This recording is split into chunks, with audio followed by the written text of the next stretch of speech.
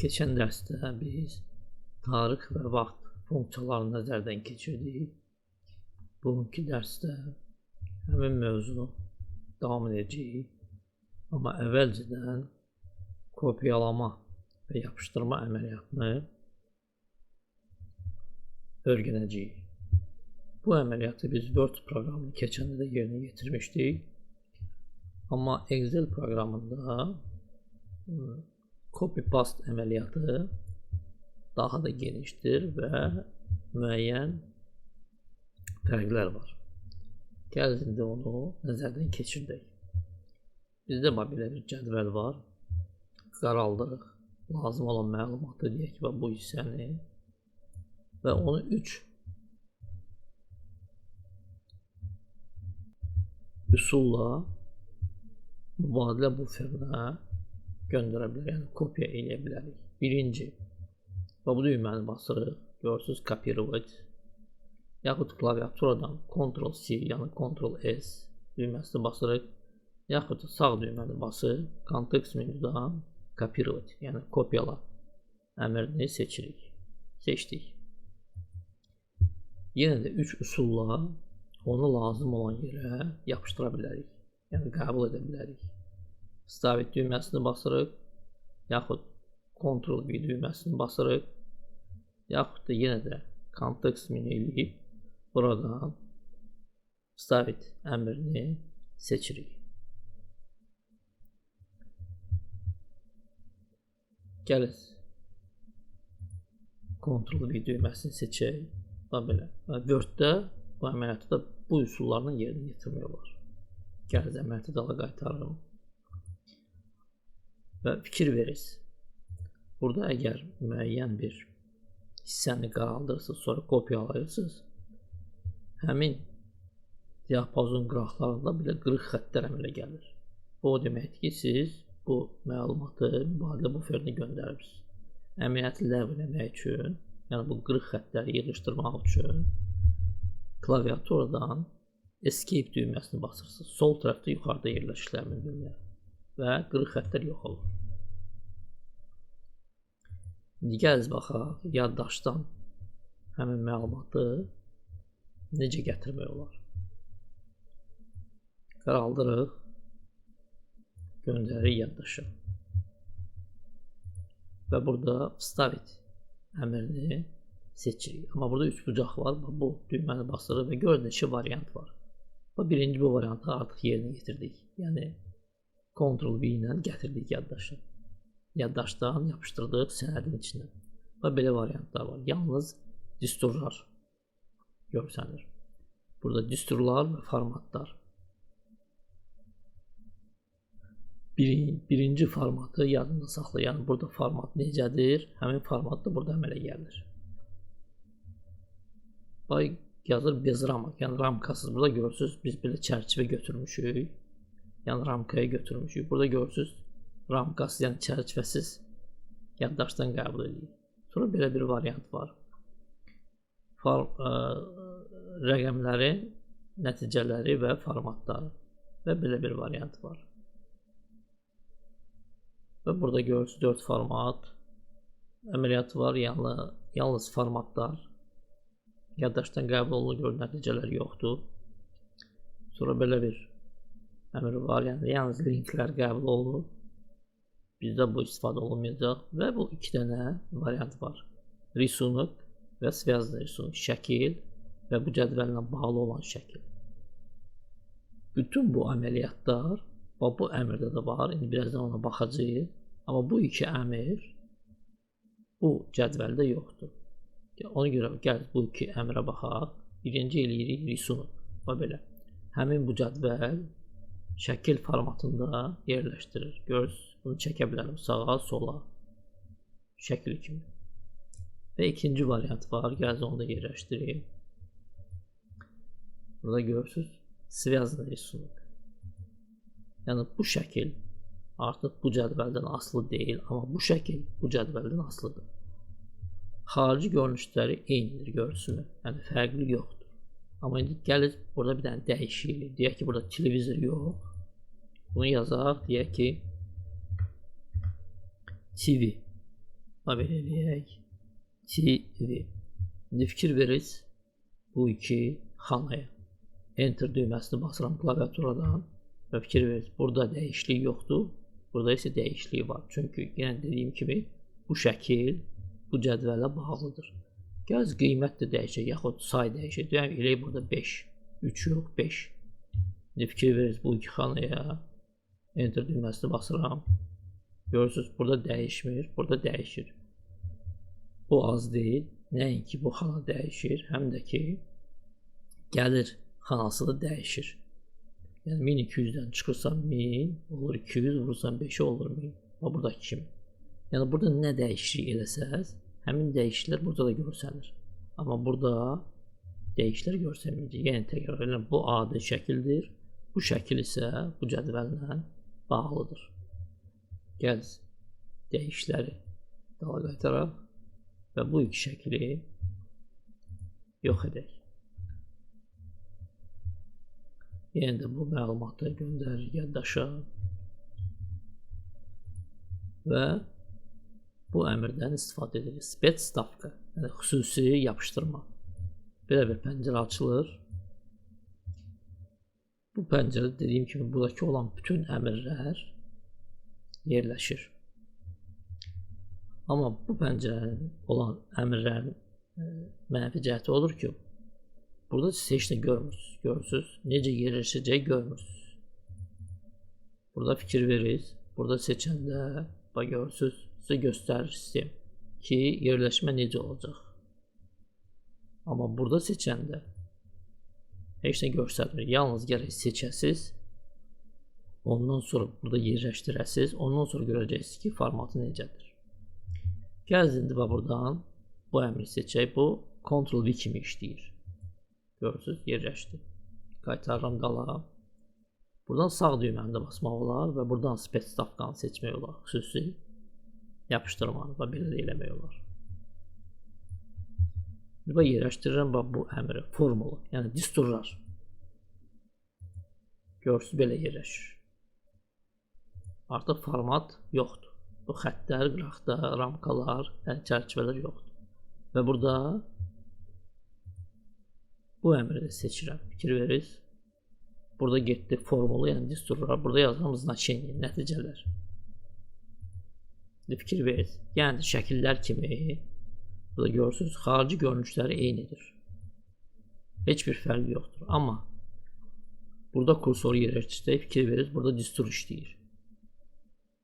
Amma burada adi rəqəmdir.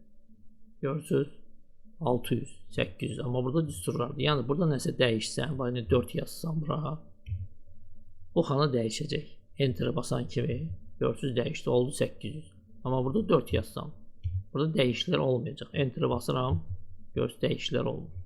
Qaytaraq dala.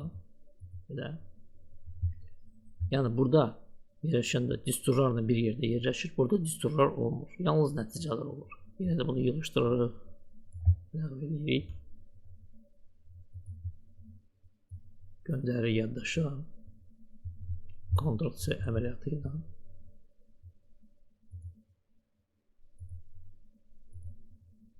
Sonra burada nə yerləşdirmək olar? Belə bir əmr var, transponировать. Transponировать nə deməkdir?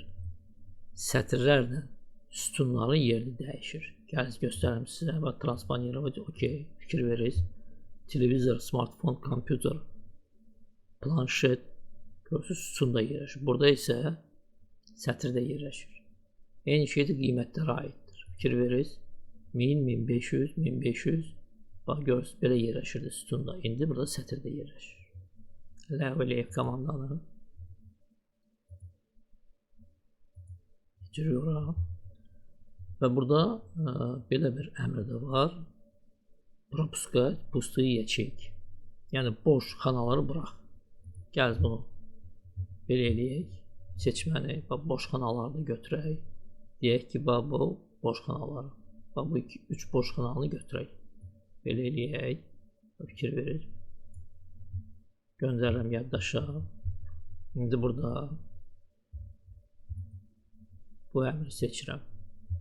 Yəni boş xanaları burax. və yapışdırıram.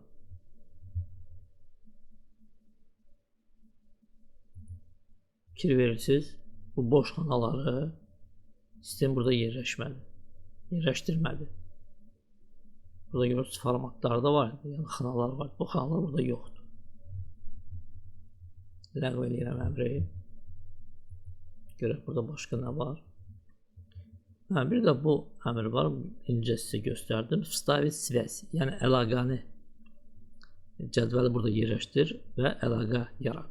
Yəni ola bilsin cədvəli siz bu vərəqdə yox, məsələn bu vərəqdə yaxud bu vərəqdə yaxud bu vərəqdə yerləşdirirsiniz, yaxud ümumiyyətlə bu faylda, yəni bu kitabda yox, başqa bir faylda yerləşdirirsiniz. Amma istəyirsiniz ki, bu cədvəllə əlaqə olsun. Onda bu əmri seçirsiniz. Vstavit svязь. Seçdiniz. İndi burada bir dəyişiklik yaparaq. Burada yığıram 5-i. Fikir verirsiniz. Burada da dəyişdi. Bir də dəyişək. Tutalım ki 4. Enter'ı basıram. Görürsünüz, burada dəyişən kimi məlumat burada da dəyişir.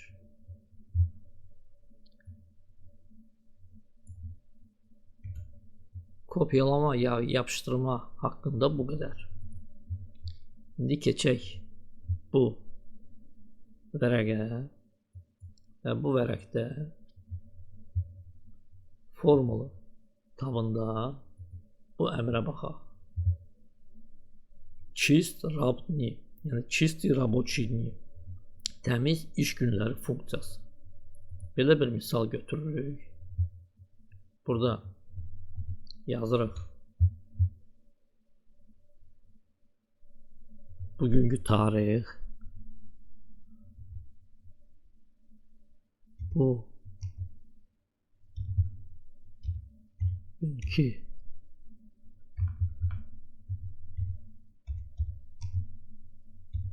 tarix.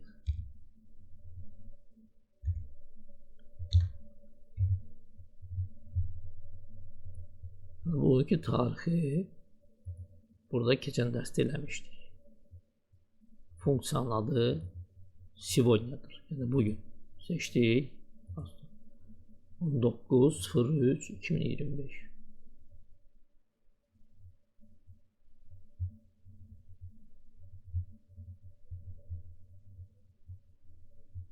İndi bilmək istəyirik yeni ilə nə qədər gün qalıb. Yeni il olur bizdə 31.12.2025. Belə. Günlərin sayını tapırıq. Bu tarixdən çıxırıq bu tarix.